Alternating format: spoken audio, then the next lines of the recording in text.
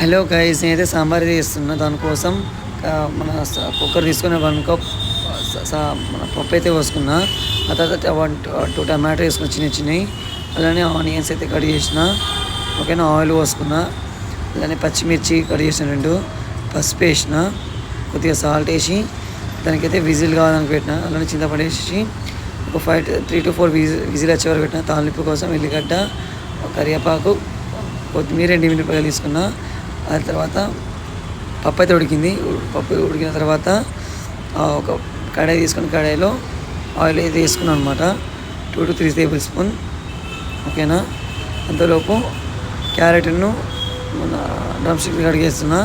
ఆ తర్వాత ఇలా ఆవాలు జీలకర్ర వేసిన తర్వాత కరివేపాకు, తాలింపు కోసం ఎండిమిరపకాయలు, ఎల్లిగడ్డ దంచినాయి, పసుపు వేసి కొద్దిగా మంచి మిక్స్ చేసి మునక్కాయలను క్యారెట్ కట్ చేసుకుని వేసేసిన అనమాట.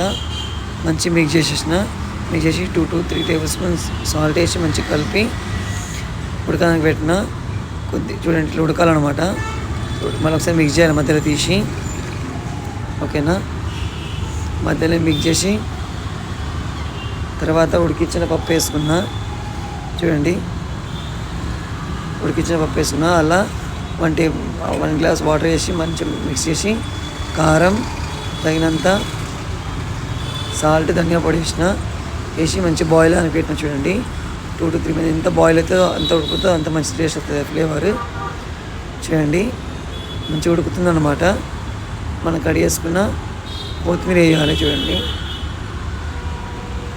కొత్తిమీర వేసేస్తే మన హోటల్ స్టైల్ సాంబార్ అయితే రెడీ అవుతుంది. ప్లీజ్ లైక్ చేసి